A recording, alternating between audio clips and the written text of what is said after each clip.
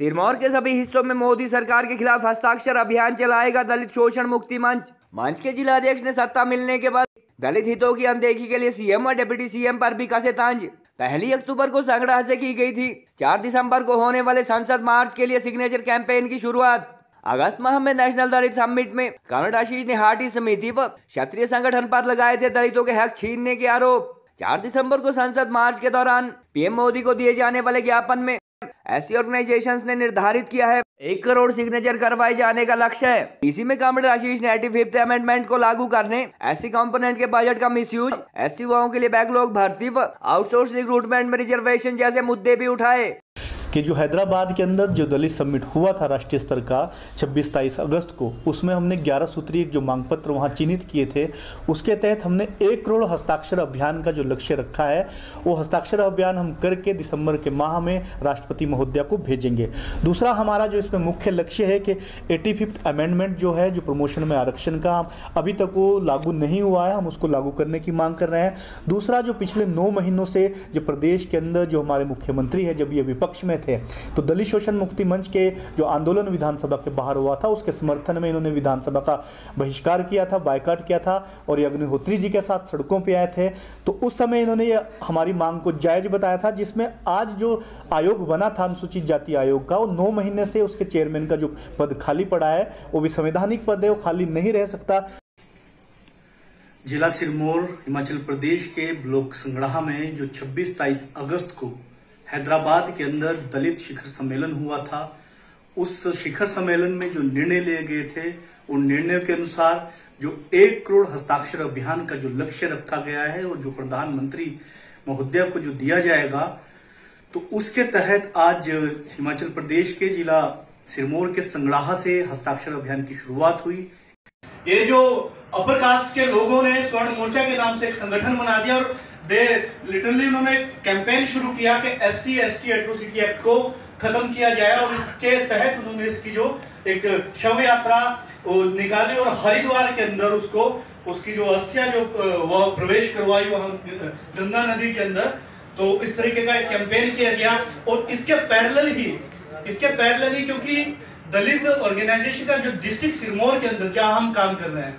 वहां पे एट्रोसिटीज ज्यादा होती है। 154 पंचायतें जिनकी हम बात कर रहे हैं, तो अभी उसमें एक अमेंडमेंट भी वहां पे हुआ, कुछ ट्राइब्स में लोगों को वहां शामिल किया गया। तो इन्हीं 154 पंचायतों के अंदर जब हमने वेलफेयर डिपार्टमेंट से जो डाटा लिया था, तो उसमें अगर 111 घटनाएं हुई थी हिमाचल प्रदेश के अंदर एट्रोसिटी की, तो 109 या 107 घटनाएं इन्हीं 154 पंचायत के अंदर थी। और ये जो स्वर्ण मोर्चा था और ये ट्राइबल के लिए जो डिमांड्स की थी, अब ट्राइबल्स के लिए जो डिमांड कर रहे थे, ये डिमांड करी वहां के जो ब्राह्मण थे, वहां के जो राजपूत लोग थे उस एरिया के अंदर। आने वाले कल के लिए, आने वाले कल के लिए बस यही विकल्प सही है। आशीष मिले, आशीष मिले, आशीष मिले, आशीष को अब जनता परिवर्तन चाह रही है।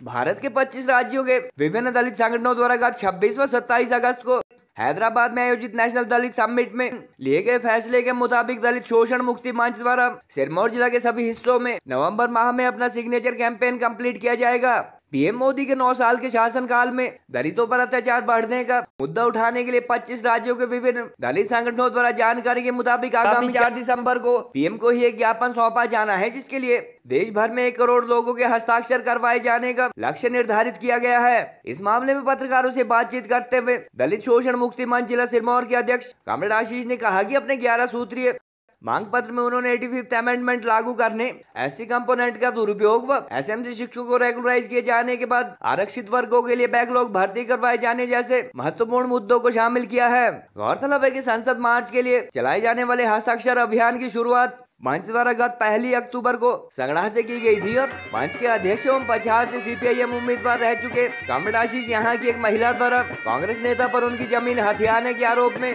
की गई DC ऑफिस नाहन तक की पद यात्रा में भी शामिल हुए थे। 26 व 27 अगस्त को हैदराबाद में आयोजित नेशनल दलित समिट में आशीष कुमार ने गिरिपार को ST स्टेटस की मांग कर रही हाटी समिति तथा क्षत्रिय संगठन अथवा स्वर्ण मोर्चा द्वारा छेड़ी गई मुहिम का मुद्दा लच्छेदार ढंग से उठाया था। उस दौरान कॉमरेड आशीष ने इन दोनों संगठनों पर दलितों के हक छीनने के भी आरोप लगाए थे। हालांकि उनके द्वारा प्रस्तुत गिरिपार में दलितों पर अत्याचार संबंधी आंकड़ों की कंसर्न डिपार्टमेंट से पुष्टि नहीं हो सकी। बहरहाल दलित शोषण मुक्ति मंच द्वारा दिसंबर में होने वाले संसद मार्च से पहले नेक्स्ट मंथ चलाए जाने वाले सिग्नेचर कैंपेन की तैयारियां पूरी की जा चुकी है और सूबे में कांग्रेस द्वारा करवाई जा रही खास सेंसस के साथ साथ इस संगठन की गतिविधियों से भी कई सोशल मीडिया यूजर आगामी लोकसभा चुनाव में कास्ट बेस्ड पोलराइजेशन का अंदेशा जता रहे हैं। क्षेत्र में काफी अरसों से दलितों के मुद्दे उठाने वाले इस मंच द्वारा गत दिनों चंबा के दलित युवक मनोहर के टुकड़े टुकड़े किए जाने के मामले में प्रोटेस्ट न किया जाना भी उस दौरान चर्चा में रहा था और इस मामले में संगठन की चुप्पी का कारण कई सोशल मीडिया यूजर अत्याचार करने वाला परिवार सवर्ण अथवा हिंदू न होना भी मान रहे हैं।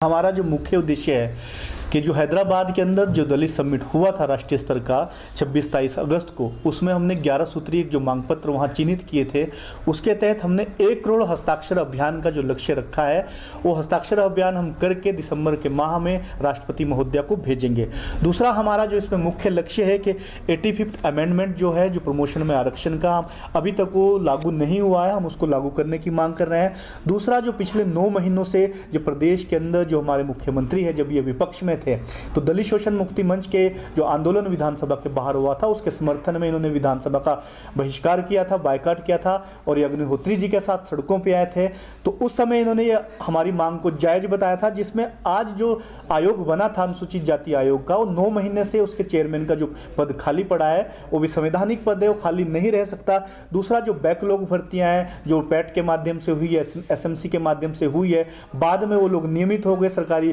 पॉलिसी के तहत तो नियमित कर दिया, लेकिन उसमें जो SC के लोगों का, अनुसूचित जाति के लोगों का, OBC के लोगों का बहुत अधिक बैकलॉग जो बचता है, उसको भरने के लिए अलग से भर्ती प्रक्रिया सरकार को करनी चाहिए।